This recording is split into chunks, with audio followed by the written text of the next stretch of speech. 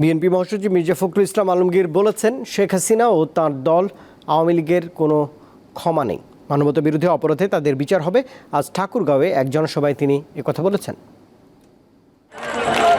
বৃহস্পতিবার ঠাকুরগাঁওয়ের রানীগঞ্জ উপজেলা degree college মাঠে জনসভার আয়োজন করে বাংলাদেশ জাতীয়তাবাদী দল বিএনপি। এতে জেলার বিভিন্ন স্থান থেকে মিছিল নিয়ে নেতাকর্মীরা জড়ো হন। প্রধান অতিথি হিসেবে যোগ দেন বিএনপির মহাসচিব মির্জা ফখরুল ইসলাম আলমগীর। তিনি অভিযোগ করেন, শেখ হাসিনা সরকার অসংখ্য মানুষ হত্যার মাধ্যমে মানবতা বিরোধী অপরাধ করেছে। শেখ হাসিনার কোনো ক্ষমা নাই, সেই জাতিকে ধ্বংস করেছে, সুতরাং জবাব তাকে দিতেই হবে। যে অপরাধগুলো সে করেছে, এই অপরাধগুলোকে বলা হয় মানবতা বিরোধী অপরাধ। এই মানবতা বিরোধী অপরাধের বিচার হবে, ইনশাআল্লাহ আইনের আওতায় আসবে।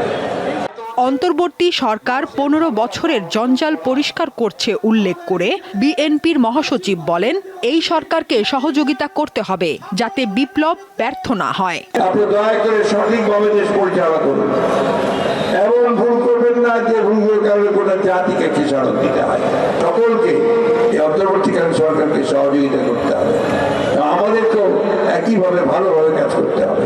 স্কুল কলেজের শিক্ষকদের জোর জবস্তির মাধ্যমে পদত্যাগের ঘটনা গ্রহণযোগ্য নয় বলেও মন্তব্য করেন মির্জা ফখরুল।